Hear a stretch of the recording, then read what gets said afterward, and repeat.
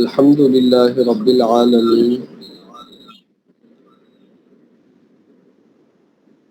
والصلاة والسلام على سيد الأنبياء والمرسلين أما بعد فأعوذ بالله من الشيطان الرجيم بسم الله الرحمن الرحيم بڑی الصلاة والسلام عليك يا رسول الله الصلاة والسلام عليك يا حبيب الله الصلاة والسلام عليك يا نبي الله وعلى آلك وصحابك يا نور اللہ.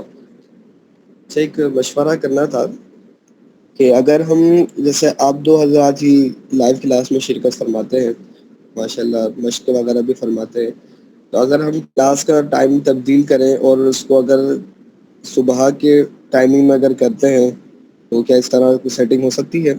کیا آپ دونوں حضرات کی شرکت ہو جائے گی؟ کتنے بجے؟ یا تو بالکل فجر کے بعد، جیسے کہ یا تو 5:45 کے ٹائم ہو جائے پاکستانی وقت سے نا، آپ کا جیسے آدھے گھنٹے کا ڈفرینس آ جائے گا، یا تو یہ یا پھر پاکستانی 7:30 بجے اس انداز سے ہو جائے، 7:30 یا 8. کوئی وہ نہیں ہے کیونکہ ہم نے یہ وقت طے کیا ہوا تو ظاہر ہے کہ میں اس وقت کا پابند ہوں نا. اگر یہ کہ آپ حضرات کو اس میں آسانی ہوگی تو اسی صورت میں جائیں گے، اگر کسی بھی اعتبار سے کوئی آزمائش ہوگی تو پھر ہم نہیں جائیں گے نا اس طرف.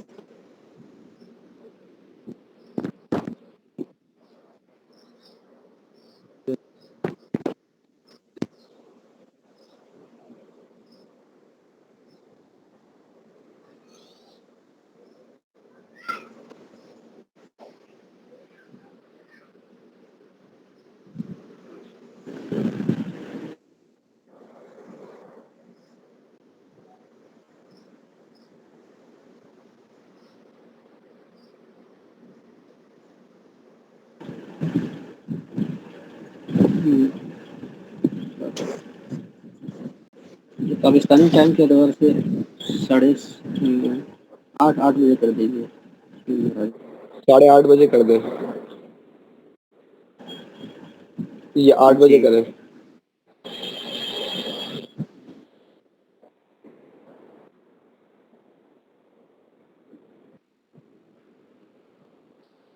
آپ 8 کے رہیں یا 8:30 کے رہیں؟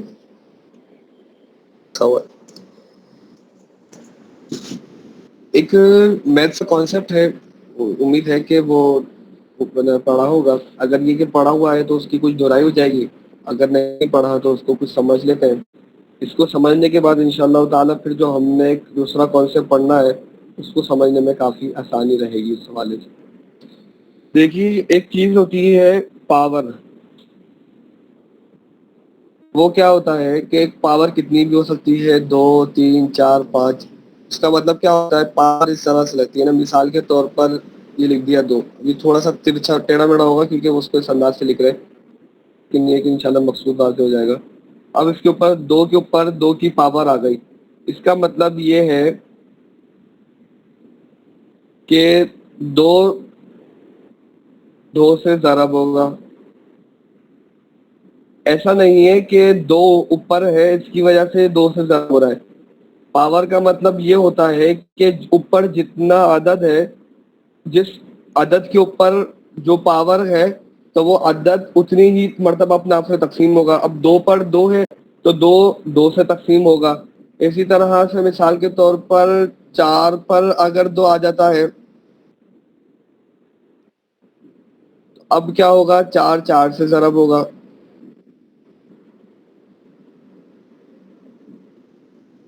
ٹھیک ہے جی. اور اگر مثال کے طور پر 2 پر 3 آ جاتا ہے تو اب 2 ضرب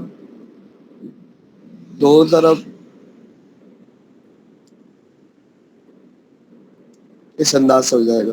اینڈ نتیجہ کیا نکلا؟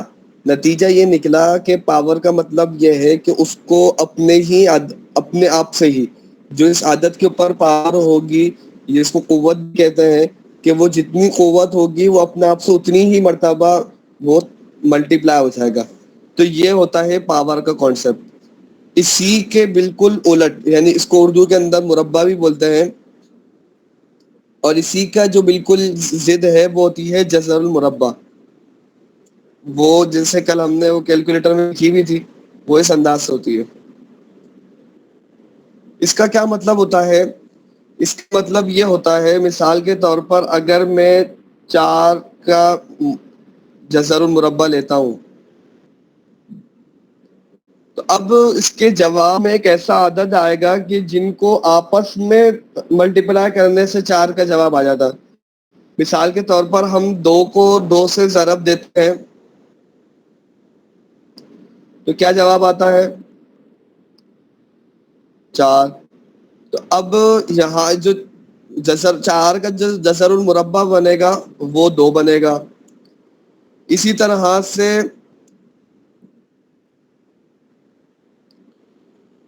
9 کا جزر المربع وہ 3 بنے گا۔ کیوں؟ کیونکہ 3 کو 3 سے ضرب دیتے ہیں تو 9 جواب آتا ہے، اس وجہ سے اس کا جواب 3 ہو جائے گا۔ تو یہ اپنے ہی عدد کو ایسے سے اپنے ہی عدد سے اس کو تقسیم کیا جاتا ہے نا، تو یہ جزر المربع کا کانسیپٹ ہے۔ اب ہم آتے ہیں اپنی اصل گفتگو کی طرف، اور اس کے بعد پھر میں عرض کروں گا کہ یہ جو چیزیں ہم نے ایک دو چیزیں پڑھی تو اس کا اس سے کیا تعلق تھا۔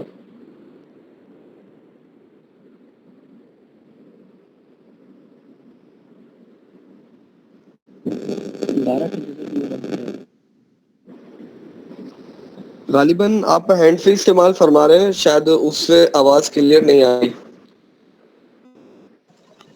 یار جی طرح سے 12 کا جزر المربع کیا ہے؟ 12 کا جزر المربع یہ کوئی مکمل ویلیو نہیں آئے گی، بلکہ یہ 3 اشاریہ کچھ آ جائے گی،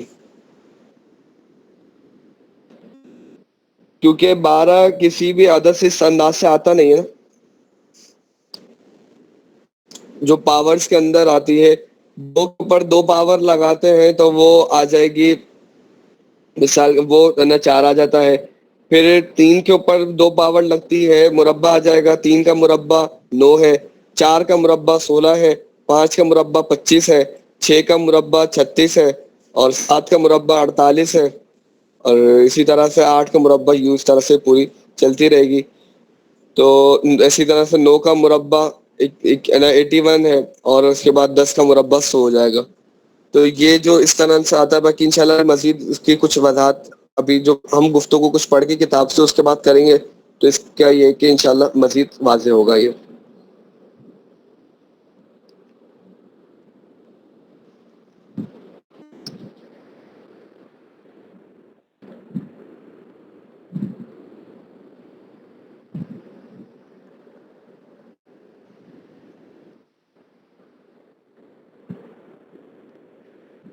عوام کا خیال ہے کہ بلندی دگنی ہونے سے فرق دگنا، اور 4 گنا ہونے سے فرق بھی 4 گنا، اسی طرح بلندی آدھی ہونے سے فرق بھی آدھا، اور چوتھائی ہونے پر فرق بھی چوتھائی ہوتا ہے۔ تو یہ عوامی خیال غلط ہے، اس لیے کہ فارمولے پر غور کرنے سے معلوم ہوگا کہ بلندی براہ راست استعمال نہیں ہوتی، بلکہ اس کا جذر المربع روٹ اسکوائر استعمال ہوتا ہے، اسکوائر روٹ۔ یہ ہم نے دیکھا تھا، کل میں توجہ دلائی تھی کہ جو فارمولا ہے وہ کیا ہے، جیسے جو فٹ والا ہے وہ 90 درجے 50 دقیقے پلس 0 درجے 0 دقیقے 58.2 اسکوائر روٹ بلندی۔ تو اب بلندی اگر ڈائریکٹ استعمال ہوتی تو پھر حکم کچھ اور ہوتا۔ اب کیا ہوتا ہے کہ فارمولا کس طرح سے حل ہوگا، کیلکولیٹر میں تو ہم ایک ساتھ لکھ دیں گے تو وہ پورا حل کر دے گا، ورنہ اگر تفصیلاً دیکھا جائے تو وہ کیا بلندی کا جذر المربع نکلے گا، پہلے جو بھی ہم نے بلندی ڈالی ہے پھر وہ اس سے ملٹیپلائی ہو رہا ہوگا۔ تو پتہ کیا چلا کہ جو بلندی ہے وہ ڈائریکٹ استعمال نہیں ہو رہی، براہ راست استعمال نہیں ہو رہی، بلکہ اس کا جذر المربع استعمال ہو رہا ہے۔ تو اب اس کو دیکھتے ہیں کہ لہٰذا کراچی میں 200 فٹ بلندی پر جو فرق تقریباً 1 منٹ آیا تو 4 گنا بلندی پر یہ فرق دگنا یعنی 2 منٹ ہوگا، اور 9 گنا بلندی پر یہ فرق 3 گنا، اور 25 گنا بلندی پر یہ فرق 5 گنا ہوگا۔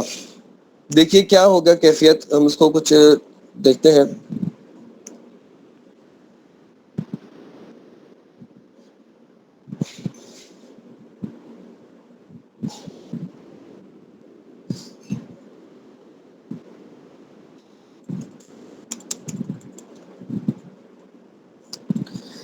دیکھیے کہ ہم نے کراچی کی مثال حل کی تھی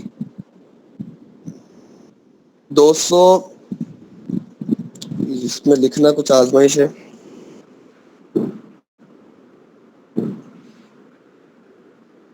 رجسٹر کی ترکیب 200 فٹ کے اوپر جو فرق آیا تھا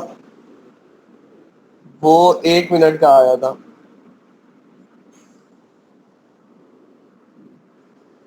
ایسا کرتے ہیں کہ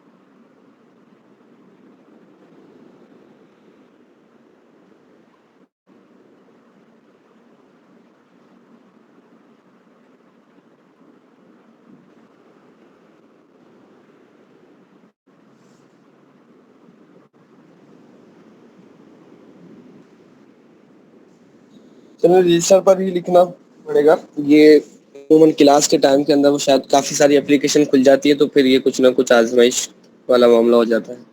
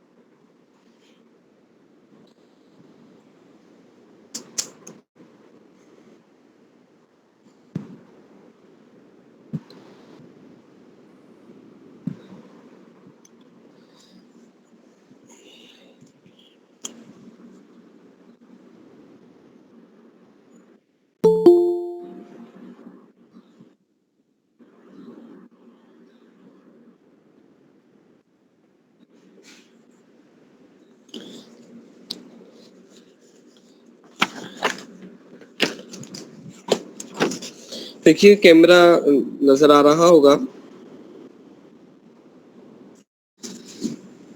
اب اس کے اندر ہمیں پتہ چلا، ہم نے کراچی کا جو نکالا وہ 200 فٹ پر جو فرق پڑا وہ 1 منٹ پڑا. اب قیاس یہ کہتا ہے کہ 400 فٹ ہو جائے تو اس صورت کے اندر جو فرق ہوگا وہ 2 منٹ ہوگا، اور اگر اسی طرح 800 ہو جائے تو 4 منٹ فرق پڑے گا. ٹھیک ہے، 620 میں لگا لیں گے تو وہ 3 منٹ بنے گا. حالانکہ ایسا درست نہیں ہے، بلکہ 800 فٹ پر جا کر 2 منٹ کا فرق پڑے گا. وجہ کیا ہے اس کا قاعدہ، اس کو ایک توجہ کے ساتھ رکھیے کہ جتنی بلندی ہوگی، جتنی گنا بلندی بڑھے گی، اس کے اسکوائر روٹ کے مطابق فرق بڑھے گا. مثال کے طور پر جیسے نیچے مزید ہم کچھ بنا لیتے ہیں کہ اب جب 9 گنا بلندی بڑھ جائے گی یعنی کہ 1800 فٹ ہوگا تو اس صورت کے اندر فرق 3 منٹ ہوگا. یعنی کہ 800 فٹ پر 2 منٹ اور 1800 فٹ پر جا کے 3 منٹ ہوگا. اس کی وجہ کیا ہے؟ اب دیکھیے کہ جب ہم آ جاتے ہیں 800 فٹ پر. تو یہ 200 کے اندر کتنے گنا کا اضافہ ہوا؟ 4 گنا کا. تو اب ہم نے کیا کرنا ہے؟ 4 کا اسکوائر روٹ لینا ہے. تو جو 4 کا اسکوائر روٹ ہوتا ہے وہ 2. تو پتہ کیا چلا کہ جو فرق ہوگا اب وہ 4 گنا ہونے کی صورت کے اندر فرق 2 گنا ہو جائے گا. اسی طرح سے جب ہم مزید آتے گئے، اچھا اب کیا ہوگا کہ اب 800 پر 4 گنا ہے، اب مزید ہم بڑھاتے رہیں تو اس صورت کے اندر کچھ اس طرح سے خاص فرق پڑے گا نہیں. مثال کے طور پر ہم 1000 کر دیں گے تو 1000 کتنا 5 گنا فرق آیا ہے. اب 5 کا جذر المربع لے لیں تو وہ صورت کے اندر کیا بنے گا؟ وہ 2 اشاریہ کچھ بنے گا. تو 9 پر جب 3 جب ہی جواب آئے گا کہ جب ہم 9 کا جذر المربع لیں، یعنی کہ ہم 5 کا جذر المربع لے لیں، 6 کا لے لیں، 7 کا لے لیں، 8 کا لے لیں، سب اشاریہ میں آئے گا. ہم کیلکولیٹر کے اندر بھی انشاءاللہ بھی اس کو دکھا دو یعنی بات مکمل کر کے. تو اس طرح سے ہمیں معلوم ہوا کہ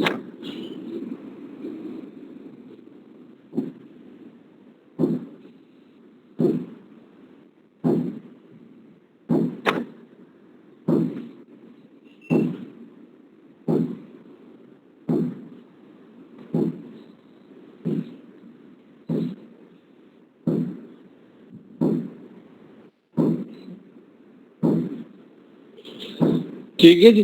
تو اب 9 کا ہوا. اب مزید ہم آگے جاتے ہیں تو اب اس طرح سے اگر یہ چیز ذہن میں رکھنی ہے کتنے اسکوائر روٹ پہ کیا جواب آتا ہے تو اس کا جواب حاصل کرنا آسان ہو جائے گا. اب ہم 10 کا لیتے ہیں تو 10 کا جواب جو آئے گا وہ جیسے 9 کا لکھ لیتے ہیں 3 آ جائے گا مکمل، اور 10 کا جو جواب آئے گا وہ 3 اشاریہ کچھ آئے گا. مزید آگے چلیں 11 کا تو 11 کا بھی 3 اشاریہ اس سے کچھ بڑھ جائے گا لیکن وہ ہوگا. یہاں تک کہ جب ہم 16 پر پہنچیں گے تو اس صورت کے اندر جا کر جواب 4 پہ پہنچے گا. تو اب کیا ہوا کہ اگر بلندی 16 گنا بڑھا دی جائے گی تو فرق 4 گنا ہوگا.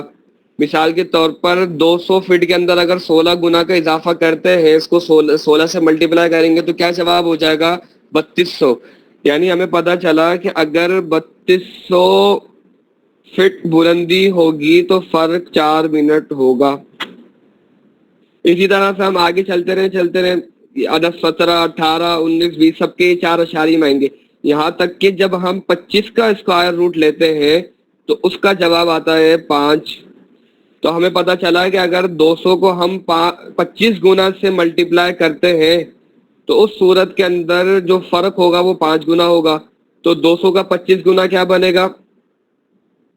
200 کا 25 گنا بن جائے گا 5000. تو اب 5000 فٹ پر 5 منٹ کا فرق آئے گا. دیکھیے کہ 200 فٹ پر ہی 1 منٹ کا فرق پڑ گیا تھا اور 5 منٹ کا فرق پڑنے کے اندر کتنا زیادہ فرق آئے گا. وجہ کیا ہوا؟ وجہ سارا کا سارا یہ جذر المربع کا استعمال ہے کہ یہ ڈائریکٹ استعمال میں نہیں آتی بلکہ جذر المربع کے تحت آتی ہے، تو اس وجہ سے اس کا کچھ فرق پڑتا ہے. یہ واضح ہو گئی یہ بات؟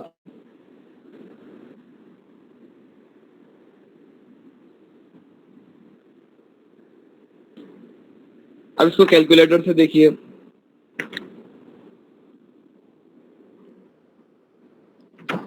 اچھا جو مشقیں بھیجا کرے نا، اگر جیسے اس کے اندر کوئی جیسے کوئی غلطی وغیرہ ہو رہی ہے تو وہ پھر ساتھ ساتھ ہی کیلکولیٹر کی تصویر بھی بھیج دیا کرے نا مکمل، کہ جو آخر تک پورا جواب ہو، تاکہ اس کا جو بھی اس میں غلطی وغیرہ ہے تو اس کے اوپر توجہ کی جا سکے. اب دیکھیں کیلکولیٹر ہے،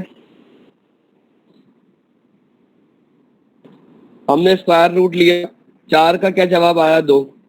اب ہم لیتے ہیں 5 تو 5 کا جواب آیا 2 اشاریہ کچھ جو ہم نے وہاں پر بات کی تھی. پھر ہم نے لکھا 6 تو اس کا نہ آیا. 8 لکھا تب بھی اشاریہ کے اندر آیا. اب 9 لکھا، اب کیا ہوا؟ مکمل 3 ہو گیا. اب دیکھیے جیسے پہ میں نے عرض کیا تھا کہ اب 16 پر جا کے پورا ہوگا ورنہ 3 اشاریہ چلتا رہے گا. 15 تک بھی دیکھ لیتے ہیں تو وہ 3 اشاریہ کچھ چل رہا. اب جیسے ہی 16 ہوا 4 پورا ہو گیا. اب مزید 25 پہ جا کے برابر ہوگا تو اب دیکھیے 24 ہم کرتے ہیں تو وہ 4 اشاریہ ہی چل رہا ہے. جیسے ہی ہم نے 25 کیا تو جواب 5 ہو گیا.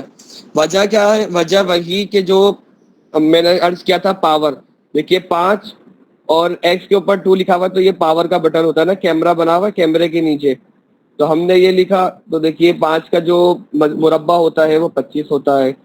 تو یہ اس انداز سے اس کی مختلف صورتیں ہیں. اچھا یہ جزر المربع ہے. پھر یہ اس طرح جزر کی مختلف قسمیں بھی ہوتی ہیں تو پھر ان کے احکامات الگ ہوتے ہیں. جب مطلقاً جزر لکھتے ہیں نا، جیسے یہاں پر جب اس کے پیچھے کوئی ویلیو نہیں ہوتی، تو اب یہ ہوتا ہے مطلقاً جزر. پھر جو مزید دیگر آ جاتے ہیں وہ دیگر بھی استعمال ہوتے ہیں، لیکن ابھی فی الحال وہ پھر میں اس کی مزید باتیں ہو جائیں گی. تو یہ جو ہمارے مقصود کے تحت وہی والی بات تھی. تو یہ ہم نے ذہن میں رکھنا ہے کہ بلندی دگنی ہونے سے فرق دگنا نہیں ہوتا، بلکہ بلندی جتنی بڑھے گی، جتنی گنا بڑھے گی، اس کا جزر المربع لیں گے، اس کا اسکوائر روٹ لیں گے، اس کے اعتبار سے فرق آئے گا. اب ہم دوبارہ کتاب کی طرف چلتے ہیں. جی ولید بھائی کچھ سوال کر رہے ہیں، آپ نے ہاتھ اٹھایا ہوا ہے.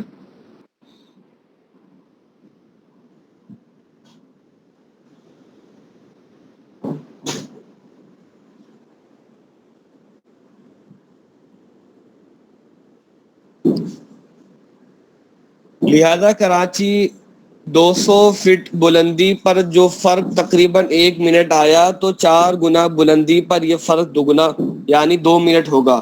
9 گنا بلندی 1800 پر یہ فرق 3 گنا ہوگا یعنی 3 منٹ، اور 25 گنا بلندی پر یہ فرق 5 گنا ہوگا. اسی طرح چوتھائی بلندی یعنی 50 فٹ پر یہ فرق آدھا 30 سیکنڈ ہوگا، اور 1.16 یعنی 16ویں حصے گنا بلندی پر یعنی کہ 12.5 فٹ پر یہ فرق چوتھائی یعنی 15 سیکنڈ ہوگا. اب یہ آپ ایک چیز کا دیکھ لیجئے کہ 12.5 فٹ کوئی مقدار ہے ہی نہیں ہے نا. یہ اگر ایک منزل بھی عمارت ہے تو جیسے میں نے کل ہی عرض کیا تھا کہ وہ 12 فٹ سے تو عموماً بڑی ہی بنائی جاتی ہے جو نارمل بنتے ہیں. تو اگر کوئی ایک منزلہ اوپر بھی چاہتا ہے تو اس صورت کے اندر پھر کم سے کم اس کو 15 سیکنڈ کی احتیاط اس کے اوپر لازم ہو جاتی ہے.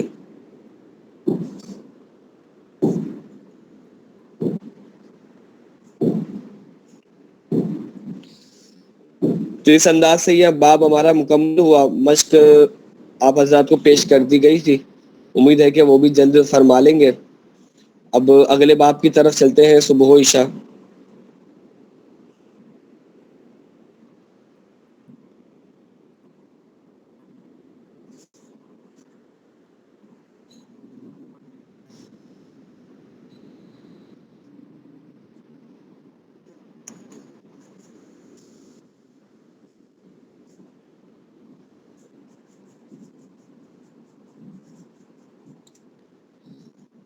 باب نمبر 4، صبح و عشاء. فجر کا وقت. حضرت عبداللہ بن عمر رضی اللہ تعالی عنہ سے روایت ہے کہ اللہ پاک کے آخری نبی مکی مدنی صلی اللہ تعالی علیہ وسلم نے فرمایا: وقت صلاۃ الصبح من طلوع الفجر ما لم تطلع الشمس، یعنی نماز فجر کا وقت صبح صادق سے سورج طلوع ہونے تک ہے. عشاء کا وقت. حضرت عبداللہ بن عباس رضی اللہ تعالی عنہ سے روایت ہے کہ سرکار مدینہ صلی اللہ تعالی علیہ وآلہ وسلم نے ارشاد فرمایا: وَصَلَّى بِيَ الْعِشَاءَ حِينَ غَابَ الشَّفَقُ، یعنی حضرت جبرائیل نے مجھے عشاء پڑھائی جب شفق غائب ہو گئی تھی. شرح معانی اور آثار میں ہے کہ عن عبی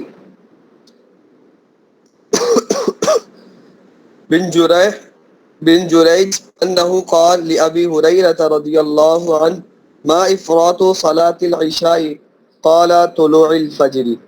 حضرت عبید بن جریج رحمۃ اللہ تعالی علیہ سے روایت ہے کہ انہوں نے حضرت ابو ہریرہ رضی اللہ تعالی عنہ سے پوچھا عشاء کا آخری وقت کون سا ہے؟ حضرت ابو ہریرہ رضی اللہ تعالی عنہ نے ارشاد فرمایا: عشاء کا آخری وقت فجر کے طلوع ہونے تک ہے.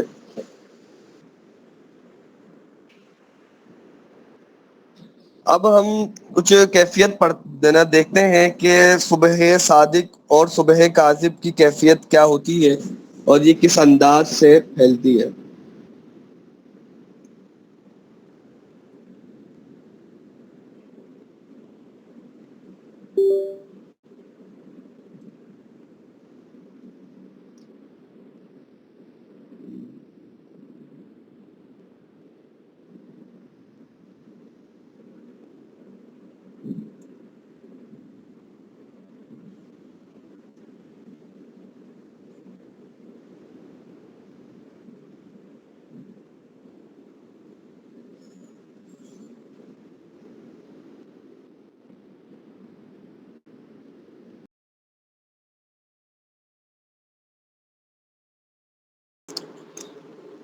صلو علی الحبیب صلی اللہ تعالی علی محمد صلی اللہ تعالی علیہ وسلم۔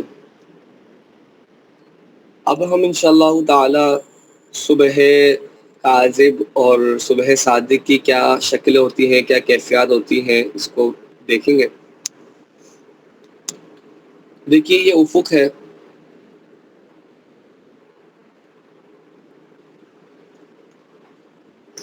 اور یہ سمت الراس، اور نیچے آ جائیں گے افق سے نیچے تو سمت القدم۔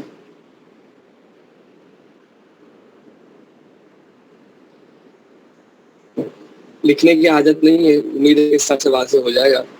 اب کیا ہوتا ہے کہ جب سورج نصف اللیل پر، ظاہر ہے کہ نصف اللیل پر سمت القدم پر پہنچے گا، تو اب وہاں سے سمت القدم سے پھر اب افق شرقی کے قریب ہونے لگے گا۔ اب جیسے جیسے قریب ہوتا جائے گا ایک کیفیت ایسی آئے گی کہ بیچ آسمان میں ایک سفید لمبی روشنی ظاہر ہوگی، اس طرح سے۔ ایک سمجھنے کے لیے شکل مختلف بھی ہو سکتی ہے یہ، اور انشاءاللہ تعالی اگلی کلاس کے اندر یہ کہ فتح رضا شریف میں اعلیٰ حضرت رحمۃ اللہ تعالی علیہ نے اس کی مکمل شکلیں بیان فرمائی ہے، اس کے تحت بھی انشاءاللہ تعالی اس کو دیکھیں گے۔ ابھی یہ کہ اس کا کانسیپٹ آ جائے تاکہ پھر فتح رضا شریف سے وہ سمجھنا آسان ہو جائے۔ تو اب یہ ہوگی، اب یہ بیچ آسمان کے اندر ایک روشنی پیدا ہوگی۔ بعض نے اس کو بیڑی کے دم سے تشبیہ دی، بعض نے کہا کہ جیسے کہ بیچ آسمان میں سفید تھان کھول دیا گیا ہو، یہ ہے۔ اس طرح سے یہ یوں نیچے آتی جائے گی، اس طرح سے یہ سیدھی، اس کو سیدھا لے لیں یہاں تک کہ ہم ایک ساتھ آ لیتے ہیں کہ یہ یوں نیچے آتے آتے پہنچ جائے گی، یعنی کہ کیا ہوگا، اوپر والی باقی رہے گی اور یہاں پہ نیچے آ جائے گی۔ ویسے تو ایک عقلی اعتبار سے دیکھا جائے تو جب یہ روشنی سورج کی جانب سے ہے تو اب یہ جب سورج قریب آتا جا رہا ہے تو روشنی بھی اوپر جانی چاہیے، جب سورج اوپر آ رہا ہے تو روشنی اوپر ہی جائے، لیکن یہ اوپر یہ الٹ ہوتی ہے۔ اس کی وجہ ہے تو ایک قاضی شہید عالم رضوی صاحب دعوت برکاتہم العالیہ کا ایک رسالہ ہے صبح و شفق کی تحقیق، بہت کمال کا رسالہ ہے، اور اس کے اندر انہوں نے اچھا کافی زیادہ اس پر کلام کیا ہے، اور بہت آسان انداز کے اندر، یعنی کہ سمجھے کہ فتح رضا شریف میں اعلیٰ رحمۃ اللہ تعالیٰ نے اس کا صرف ایک دو لائنوں میں اس بات کی طرف اشارہ دیا ہے، اور جو سمجھے کہ اس کی وضاحت کے اوپر وہ اس مکمل بات کی وضاحت کرتے ہوئے، ویسے تو اس کی شرح کے طور پر انہوں نے تحریر نہیں فرمایا، لیکن یہ کہ اس کی وضاحت لکھی ہے انہی بات کی، تو وہ 50 سے 70 صفحات کے آس پاس میں یہ بات پہنچی ہے۔ اچھا، یہاں تک پہنچتی ہے اور یہاں پر ہم ایک لائن بناتے ہیں۔ یہ وہ مقام ہے کہ جہاں پر سورج ہوتا ہے تو وہ پیلا پیلا پڑ جاتا ہے، زرد پڑ جاتا ہے، اور یعنی کہ جو مکرو وقت والا ہوتا ہے، یہ سمجھ لیں ہم یہاں پہ بنا لیتے ہیں کہ یہاں پہ کثافت ہوتی ہے، جیسے کہ ہم پڑھ چکے ہیں، یہ انداز سے ہم اس کو بنا لیتے ہیں کہ کثافت ہے۔ تو اب جب صبح کاذب یہاں پر پہنچ جاتی ہے تو اب اس کے بعد پھر مزید نظر نہیں آ رہی ہوتی، نیچے آتی ہوئی نظر نہیں آتی۔ اب بات سمجھتے ہیں کہ یہاں پر رک گئی، تو اعلیٰ حضرت رحمۃ اللہ تعالی نے بیان فرمایا کہ اس سے نیچے آتی ہوئی کیسے نظر آ سکتی ہے کہ جب وہ سورج کے جو زوال کے وقت اس سے نگاہ لمحے کے لیے نہیں ملائی جا سکتی تو وہ ادھر آ کر پیلا پڑ جاتا ہے، تو جو صبح کاذب کی نہایت مدھم سی روشنی ہے وہ کس طرح سے یہاں پر نظر آ سکتی ہے؟ تو لہذا فرماتے ہیں کہ نیچے آ رہی ہوتی ہے، لیکن یہ کثافتوں کی وجہ سے یہ واضح نہیں ہو پاتی، ٹھیک ہے۔ اس کے بعد مزید پھر سورج اوپر، ہر لمحے سورج اوپر ہوتا جا رہا ہے، یہاں تک کہ پھر سمجھیے کہ یہ ادھر سورج آ جاتا ہے۔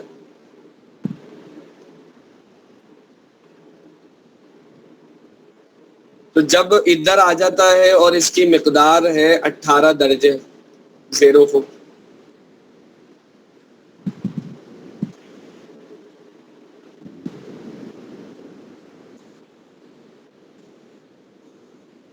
تو اب جب یہاں پر آتا ہے تو پھر کیفیت کچھ تبدیل ہوتی ہے اور ایک نئی روشنی ظاہر ہوتی ہے.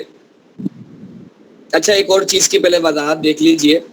اعلیٰ حضرت رحمۃ اللہ تعالی علیہ نے اس بات کو بھی بیان فرمایا کہ یوں سمجھا جاتا ہے کہ صبح کاذب حدیث پاک میں اس کے مختلف نام ہے نا, کچھ احادیث میں ہے, کچھ اس طرح سے دیگر جگہ پہ استعمال کی جاتی ہے. تو میں آپ کو عرض کر دیتا ہوں تاکہ جہاں بھی دیگر نام بھی استعمال کی جائے تو آپ سمجھنے میں آسانی ہو. صبح کاذب ہو گیا, اسی طرح سے اس کا ایک نام فجر کاذب ہوتا ہے, اسی طرح سے فجر اول بھی اس کو فقہ کی کتابوں میں اس کے لیے استعمال کیا جاتا ہے. اسی طرح سے صبح مستقیل طول سے باب استفعال بنائیں گے لام کے ساتھ تو یہ مستقیل آئے گا. اسی طرح سے صبح مستقیل, تو یہ اس کے مختلف نام استعمال کیے جاتے ہیں. تو یہاں پر اب حدیث پاک میں اس کو فرمایا گیا لمبائی والی روشنی نا. تو اب بعض یہ سمجھتے ہیں کہ یہ صرف اس کی لمبائی ہوتی ہے, اس کے اندر چوڑائی نہیں ہوتی.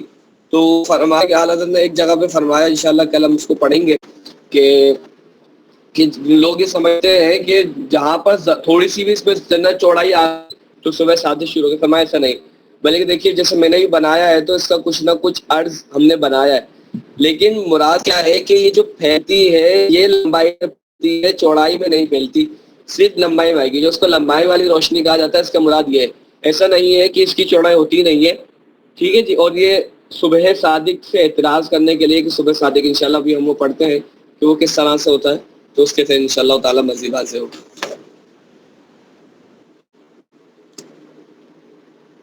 ٹھیک ہے, جب سورج 18 درجے نیچے پہنچے گا تو اب صبح صادق کا وقت شروع ہوگا, اور وہ آہستہ آہستہ پھیلے گی. پہلے یہاں سے, اب یہ افق سے پھیلے گی نا, یہاں تک آ گئی. اس طرح سے یہ لمبائی میں پھیلے گی, چوڑائی میں بھی پھیلے گی, یہاں تک کہ اب آہستہ آہستہ صبح کاذب کو اپنے گھیرے میں لیتی رہے گی. اور یوں کر لیں سمجھے آہستہ آہستہ ہوگا, اور پھر پورے آسمان میں پھیل جائے گی, یہاں تک کہ ہر طرف پھیل جائے گی. یہ میں نے ایک سمجھانے کے لیے بیان ہے, ظاہر ہے کس طرح کی کیفیت تو نہیں ہوگی اور لائنیں بھی مکمل سیدھی نہیں ہے, لیکن مقصود ہے انشاءاللہ تعالی وہ واضح ہو جائے گا. تو یہ ہے صبح صادق, یہ لمبائی میں بھی پھیلے گی, چوڑائی میں بھی پھیلے گی, اور اس انداز سے یہ پورے افق کو روشن کر دے گی. اس کے بھی مختلف نام ہیں, فجر ثانی بھی اسے کہتے ہیں, اسی طرح اس کو فجر مستقیر رو کے ساتھ یہ بھی کہتے ہیں, اسی طرح سے صبح مستقیر اور فجر صادق اور صبح صادق وغیرہ تمام نام اس کے لیے استعمال کیے جاتے ہیں. تو یہ جیسے میں نے عرض کر دیا کہ یہ مقدار کب پیدا ہوتی ہے, یہ 18 جب سورج افق سے 18 درجے نیچے ہوتا ہے, یہ جب پیدا ہوتی ہے. اس کے بعد آ جائیں جانب غرب, افق غربی کی جانب آ جائیں, تو جب سورج, اس کی 3 صورتیں ہم بناتے ہیں.